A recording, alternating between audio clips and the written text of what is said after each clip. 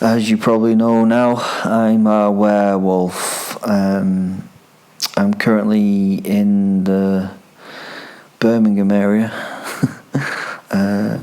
I've arrived here because I'm going to be doing a transformation live in front of skeptics soon. I don't actually know where we're going to do it, and I don't know who is qualified as a fucking skeptic or whatever. But apparently these people can tell if I'm a real werewolf. I haven't got a fucking clue either. It's all bollocks to me. Yeah. Anyway, if you want to hear something new, we've got a podcast, Werewolf the Podcast. It's available on all good things. I don't know. We've got a website, www.werewolf.host.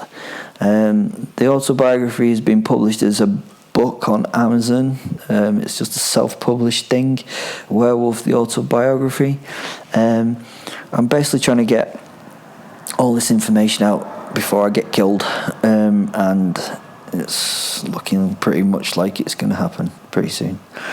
Anyway, please read around, understand the stories and stuff, and then werewolves are real. We are real. We're out there. Yeah, we are out there. Believe me. So this is a story about my artwork.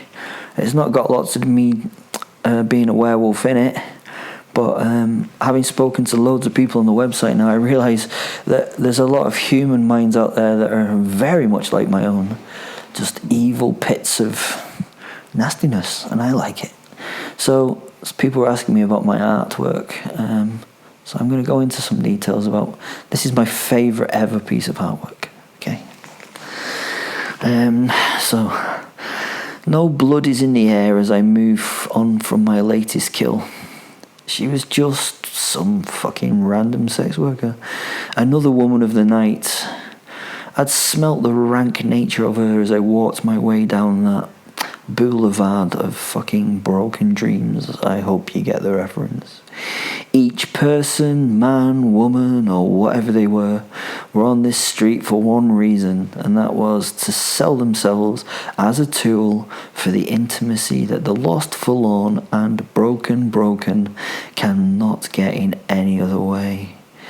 Everyone in life needs certain things in their lives. May it be oxygen, water, food, shelter, these days fucking Wi-Fi.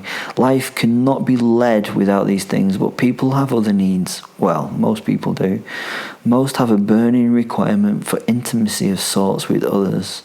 The touch of another being, the gentle caress of the lover, or maybe not that gentle a caress, maybe just to fucking bang. This pitiful shit-strewn road held most of the bottom of this pile of need. People who would give you that intimacy for not a lot of cash. Each had a broken and confused soul, broken and destroyed at some point in their pitiful lives, and made to do things that they could for the next meal or fix. Mostly, to be honest, the fix. This was an art installation in itself. Just wandering down here for me was like walking through the Louvre. 100 different stories of horror and heartfulness. 100 wrong paths taken. I would love to listen to the stories of all these people. The wrong turn that any of them could just not have taken. That one moment that changed their paths in life forever. When you listen to these people, if you still walk away thinking that life has its way to sort itself out, or that karma actually exists, then you, my friend, are a bigger cunt than all of us. I'm going to make these stories into a book. I smelt her first. I could smell the soul on the very edge of the precipice. I could smell the semen. I could smell the sweat. I could smell the shit and the urine. It was hers. She was at the end of it all. She was broken. So broken, yes. The only reason she lived was that she did not even have the will to take her own life. She only had one thought. where on earth she was going to get her next fix. She was rotting, and I could smell it. She was rotting in her head and in her limbs. The veins that she needed to give herself the next needle strike had collapsed, and it meant that the blood flow to her extremities was not what it should be. The tissue was dying, and she would soon rot, alive, to then be dead. I needed to see this one naked and admire what that bitch nature had done to her. I wanted to see the necrosis slowly work its way through the bloodstream. I wanted to see the zombie, the real living dead, as it went through its last stages of life. I wanted to see how hard she would hang on to life. I was going to get it and take it home to be part of my art installation back there. I had her box ready and the cameras ready, everything set up. But I actually feel like doing a different form of art tonight. I would hear her story, then I would let this miserable creature make a choice. This worst grade female heroine would get good grade heroin for her last moments. I would take great pleasure in her death or in her life. She fucking stank. She really did. And I found her a small forlorn creature leaning on a wall, a half-burnt cigarette in her hand, and emptiness, solid emptiness in her eyes. Her cheeks were sunk deep into her skull. Her eyes were bulbous and the centres of dark pits. She was so beautiful. She did not notice me for a long period of time as I just stood in front of her and just looked at her. Just marvelled at her. She was somewhere else in her head, and I needed desperately to know where she was. Then she noticed me. BJ for a tenner, gov, she drooled. So sexy. There was no eye contact. Full service for 20. She stopped talking as her eyes met mine. The recognition for a moment flashed and I saw it. She saw me, as what I was. Her drug befuddled mind had a moment of recognition, and she saw what I offered her. She did not flinch away from it. At that moment I saw her resolution. She wanted this. I proffered my hand to her and she grasped it. And in that moment she offered me a dirty smile, a smeared lipstick grin. "Thank you," she said. "Thank you." I escorted the poor creature back to my Porsche that was parked at the corner.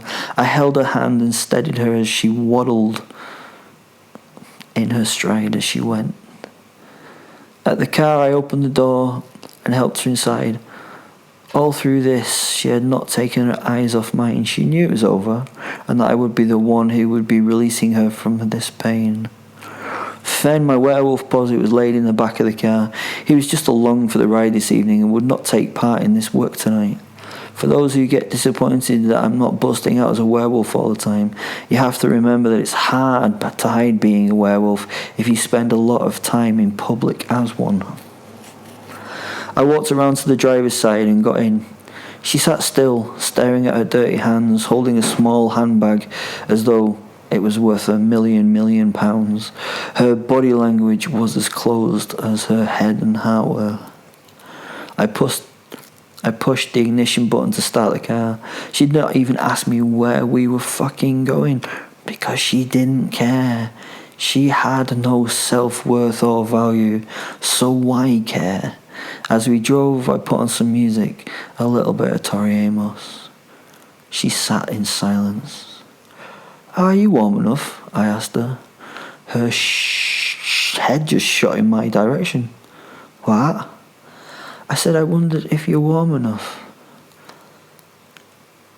"What is going on, mister? I needs money for Frankie. He hurts me if he doesn't pay him." I smiled and reached into my top pocket to take out a bundle of notes. Far too much money for what she would normally take. I offered it to her, and she looked at the money and smiled. I nodded my approval for her to take it, and she snatched it, and it disappeared into her little handbag. She also spat her gum in after it as well, which was a bit disgusting. She then carefully closed her bag, and when she carefully closed it, patted it down as she placed it at her feet. Once her bag was safe, she pushed her hair very femininely behind her ears and took a scrunchie from her wrist to pull her hair back and tie it up above her head in a rough knot. She then took her seatbelt off and turned her body towards me and reached her hand towards my crotch in search of the zipper. I didn't allow her. I removed the hands and said no. The girl was confused. She just sat there, eyes down on my crotch and not knowing what to do. The basic program that she had running was broken. She just stopped functioning with this glitch that had come up. The automated routine that she had in her head to protect herself behind all those barriers was stopped. She would have to bring herself out of those protected automatic responses and routines to try and comprehend her next steps. The little heart in the emaciated chest quickened as she actually felt something for once. That thing, though, was confusion. She knew how this normally went. You got paid, you got fucked and abused, and then repeat. "What is it you want me to be doing for you, mister?" she asked with resignation in her tone. This beautiful, indolent creature had obviously no self-value and would do whatever I asked to get her next fix. She looked up at me, and I smiled and nodded towards the glove compartment of the car. She bit her lip before making the decision to see what was in there. On opening the little door with a shaking hand, she found a little golden box wrapped with a red ribbon in front of her. She hesitated on seeing it and looked at me. "It's yours," I said. "Please, take it, open it." She now scrambled for it. She was human once more, light in her eyes showing hope. Fucking hate hope. She undid the ribbon with great care. She was smoothing it out and enjoying it just like a simple ribbon removal. Maybe sweet memories were being resurrected in that brain of hers. She opened the box very carefully. Then she looked at me again when she saw its contents. "It's yours. You can use it, or you can come with me, and I will get you clean and take care of you to make you well. That, in there, is the highest quality smack that you will ever take. Pharmaceutical grade heaven in piss-coloured liquid form," I smiled. This was art in its purest form I was undertaking now. She was given a choice to change her life or continue it. The life she hated could be behind her. "I now promise you," I said with my hand on heart, "that I will not be horrible to you in any way. I will pay you to go to the finest clinic and get clean." I then passed her a pamphlet from the Priory group. "Look inside." She stared at the cover for a while, and then slowly with shaking hands she turned to the first page. "That there, my dear, is a fully paid treatment plan in London's finest centre. It is open-ended, so it will be there for as long as you need it to be, until you're cured and clean. You will get all the support the private medical sector can give, just to get you clean.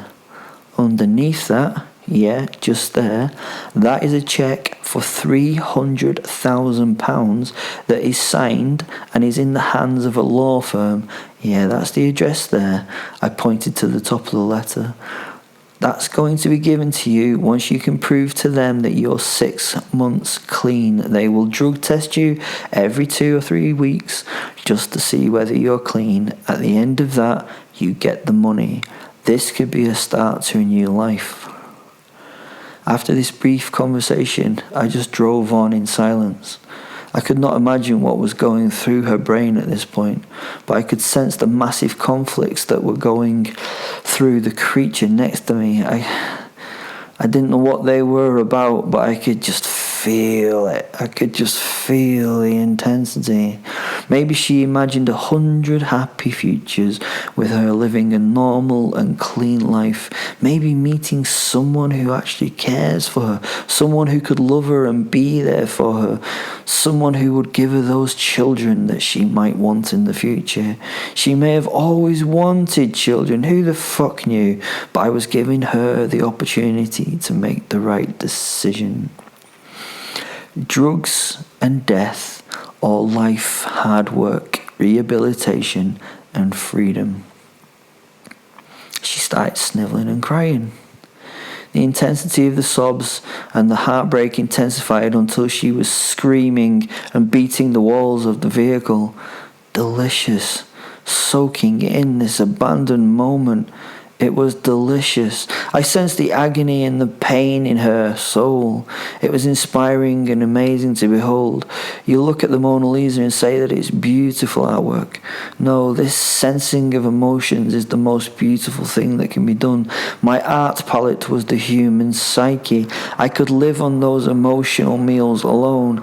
This was like oxygen to me. Eventually, she ran out of emotional energy. She was weakened from her lifestyle, and the beast that rallied inside her was done. She slumped into her seat. She pushed the box away and went still. "What's your name?" I asked her. No reply. "What's your name?" I repeated. "Becca," she told me after a long pause. "My mother calls me Becca." "Well, Becca, I'm going back to the street that I found you on. You know, the one where we met, unless you tell me otherwise. You need to make the choice. If you don't make the choice, when we get there, I will kick you out of this car onto the street, and you will have neither the drugs nor the chance at a future life. You've got 10 minutes to make that choice, darling. Once you're there ain't no choice. If you make the decision to live, I will deliver you to the clinic tonight. I will drop you right there at their front door." She turned and looked at me. Her eyes were horror-filled and yeah, I've got to say it again, beautiful. This was beyond any torture I could do to anyone physically. This was blissful and barbaric, and art in its highest form. "So what do you choose, Becca?" "Hurry now. I have other people to do tonight. Google Maps is actually saying we've got 7 minutes." "Why?" she asked. "Why what?" I said. "Why the choice?" She whispered it, hinting at hidden and unknown intellect that was buried inside that zombie. "Because I want to see what you do." "You are sick, mister," she replied. "I agree." I shrugged, thinking how sick I must be if told so by the cheapest of drug-addled whores. I cannot imagine what she had done or been through in her career. To tell me I was sick was such a fucking compliment. "So what is the choice?" She went silent and still. Then I could feel she'd made her mind up. She'd reached a decision. She reached for her little bag and pulled out a length of rubber elastic from it. She rolled up her dirty denim jacket sleeve and tightened the elastic around the base of her bicep. "Ah, shit," I said. Disappointment was evident in my voice as I hit the dashboard.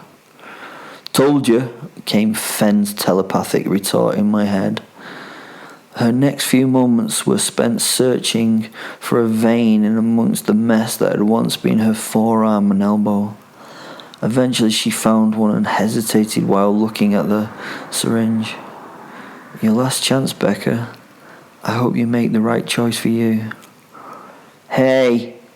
"She made her decision, Will," came into my head from an angry wolf soul relaxing in the back seat. She burst into tears and cried, which was so disappointing. She then slowly reached out for the heroin and snatched it back to her. She touched the vessel containing that liquid love, and she would never let go of it again. She had now made that decision truly. She took it and tightened the elastic with her teeth. She removed the cap from the needle, again with expert and practiced dexterity, and pushed the needle into her vein.